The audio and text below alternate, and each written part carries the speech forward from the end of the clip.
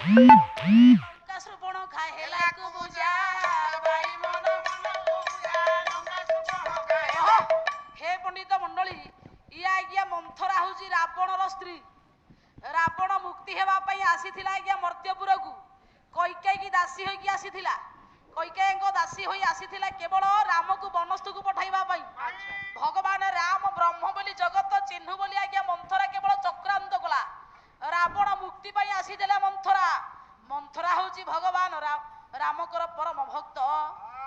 ଆଉ ରାବଣର ପଣ୍ଡିତ ଅସଲ ସ୍ତ୍ରୀ ହଉଛି ମନ୍ଥରା। ହେ ପ୍ରଶ୍ନ କରନ୍ତି ହଁ ରାବଣ ମଲା ଲଙ୍କାରେ ରାବଣ ମଲା ହଁ ଅଯୋଧ୍ୟାରେ କିଏ ରାଣ୍ଡ ହେଲା? ହେ ହେ ହେ ଆରେ ପୁଅ ଭଉଣୀ ବର ଗାଇଥିଲେ ରାଣ୍ଡି ପୁଅ ସଙ୍ଗ କଲେ ବଢିଯିବ ତ ଠାଣିକି।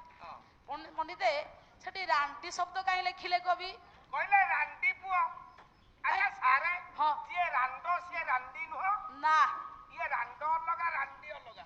ଏ ରହ ପାଲା ହଉଛି ଶୃଙ୍ଖଳିତ କଳା। କାନକୁ ଶୁଣିବାକୁ ଟିକେ ଖରାପ ଲାଗୁଥିବ ଆଜ୍ଞା। ଆମେ ତ ମନରୁ ଗାଉନୁ ନା। ଶାସ୍ତ୍ର ଯାହା କହୁଛି ଆମେ ଆପଣଙ୍କୁ ସେଇଆ କହିବୁ। କବି ଲେଖିଲେ ରାଣ୍ଡି ପୁଅ ସଙ୍ଗ କଲେ ବଢିଯିବ ତ ଠାଣିକି। ରାଣ୍ଡି ପୁଅ ହେଲେ ପାଞ୍ଚ ପାଣ୍ଡବେ। ଏମାନେ ଆଜ୍ଞା ରାଣ୍ଡି ପୁଅ ସତରେ। କାହିଁକି ନା ପାଲା ହଉଛି ନୀତି ଶିକ୍ଷା। ଆପଣ ମାନଙ୍କ ନିକଟରେ ମୁଁ ହାତ ଯୋଡି କହୁଛି ଏ କଥାକୁ କେହି ଖରାପ ଭାବିବେନି। ଯୋଉ ନାରୀର ସ୍ୱାମୀ ଥାଇକି ଅନ୍ୟ ପୁରୁଷ ସାଙ୍ଗେ ରମଣ କରେ ତାକୁ ଆଜ୍ଞା ରାଣ୍ଡି କହନ୍ତି। ରହ ଯାହାର ସ୍ୱାମୀ ନାହିଁ ଯେ ଏକାକିନି ବଞ୍ଚେ ତାକୁ ପଣ୍ଡିତ ରାଣ୍ଡ କୁହାଯାଏ। କିନ୍ତୁ କବି କହିଲେ ଭାଗବତରେ ଜଗନ୍ନାଥ ଦାସ କହିଲେ ପରପୁରୁଷେ ମନ ଦେଇ ଯେ ନାରୀ ଏକାନ୍ତେରମୟୀ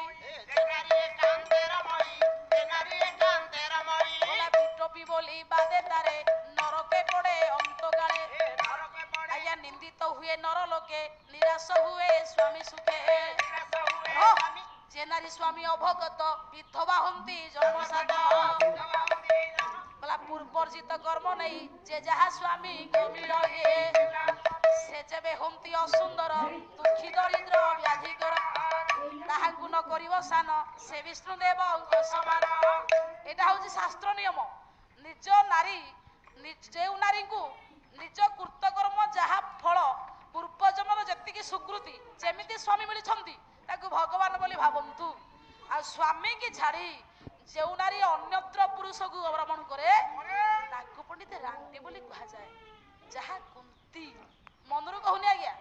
କୁନ୍ତୀଙ୍କର ସ୍ୱାମୀ ଥାଇ ମଧ୍ୟ ସେ ପରପୁରୁଷ ସହିତ ପ୍ରେମ କରିକି 5ଟା ସନ୍ତାନ ଜନ୍ମ ଦେଇଥିଲେ। ହଁ ଧର୍ମକୁ ସ୍ମରଣ କଲେ। ହଁ ଧର୍ମନନ୍ଦନ ଯୁଧିଷ୍ଠିର ଜନ୍ମ ହେଲେ। ଆଚ୍ଛା ତାପରେ ଇନ୍ଦ୍ରଙ୍କୁ ସ୍ମରଣ କଲେ। ଅର୍ଜୁନ ଇନ୍ଦ୍ରଙ୍କ ସହିତ ପିତୃ କଲେ ମିଶିଲେ ଜନ୍ମ ହେଲେ ଅର୍ଜୁନ। ପବନଠୁ ଆଜ୍ଞା ନିଜେ ଜନ୍ମ ହେଲା ଆଜ୍ଞା ଅଶ୍ୱିନୀ କୁମାରଠୁ ନକୁଳ। ଇଏ ମାଦ୍ରୀଙ୍କର ଗର୍ଭରୁ ହଉଛନ୍ତି। ତାହେଲେ ପଣ୍ଡିତେ ନିଜ ସ୍ୱାମୀ ଥାଇ ଅନ୍ୟ ପୁରୁଷ ସଙ୍ଗରେ ପ୍ରେମ କରିବାରୁ ସିଏ ପଣ୍ଡିତେ ରାଣ୍ଡି ବୋଲି କୁହାଗଲା ତାଙ୍କୁ। କିନ୍ତୁ ଭଉଣୀ ମୋର ଆଉ ଗୋଟେ ଶ୍ଲୋକ ଆଜ୍ଞା ଗାଇଥିଲେ। ଅହଲ୍ୟା ଦ୍ରୌପଦୀ ତାରା କୁନ୍ତୀ ମନ୍ଦୋଦରୀ ତଥା ପଞ୍ଚ କନ୍ୟା ସ୍ମରେ ନିତ୍ୟ ମହାପାତକ ନାଶନ। ଅହଲ୍ୟା ଦ୍ରୌପଦୀ କୁନ୍ତୀ ତାରା ମନ୍ଦୋଦରୀ ଆଜ୍ଞା ଏମାନେ ଗୋଟେ ଗୋଟେ ସ୍ୱାମୀ ଗ୍ରହଣ କରିଛନ୍ତି କି? ତାହେଲେ ଆଙ୍କୁ କନ୍ୟା ବୋଲି କାହିଁ କୁହାଗଲା? ପଞ୍ଚ କନ୍ୟା। ଯଦି ପୁରାଣ କହେ ଏମାନଙ୍କର ଅନେକ ସ୍ୱାମୀ, ଏମାନଙ୍କର ତ ଅନେକ ସ୍ୱାମୀ ଅଛି, ୟାଙ୍କୁ କାହିଁକି ଆଜ୍ଞା କନ୍ୟା ଶବ୍ଦ ଲେଖାଗଲା? ଆଜ୍ଞା କନ୍ୟା ଯାହା କାମିନୀ ଆଜ୍ଞା ସେଇଆ କି ମଉସା? ଯିଏ କାମ ଶାସ୍ତ୍ର ଜାଣେ ସେ କାମିନୀ। କନ୍ୟା ହଉଛି ପବିତ୍ର।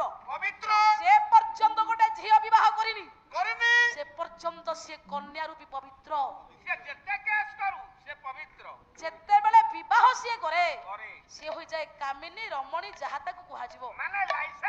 କିନ୍ତୁ ଏଠି କବି ଲେଖିଲେ ପଞ୍ଚକନ୍ୟା। କନ୍ୟା କାହିଁକି ଲେଖାଗଲା?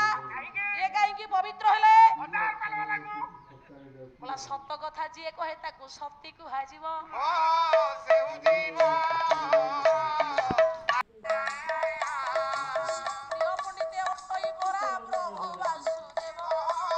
ସତ ଏତେ ଶକ୍ତି ଶକ୍ତିଶାଳୀ ଆପଣ ତାର କାନ୍ତ ପାଇବେନି ଆଜ୍ଞା।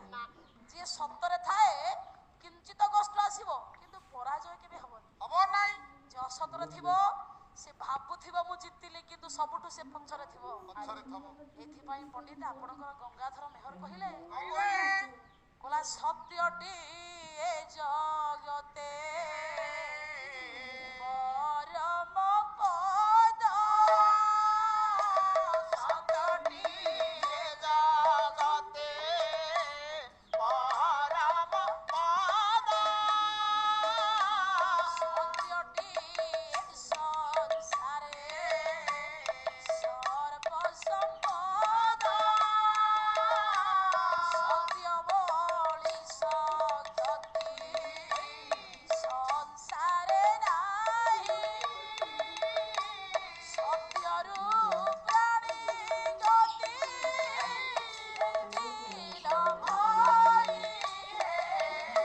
ସତ୍ୟ ଉପରେ ସବୁ ପ୍ରତିଷ୍ଠିତ ସଚରାଚରେ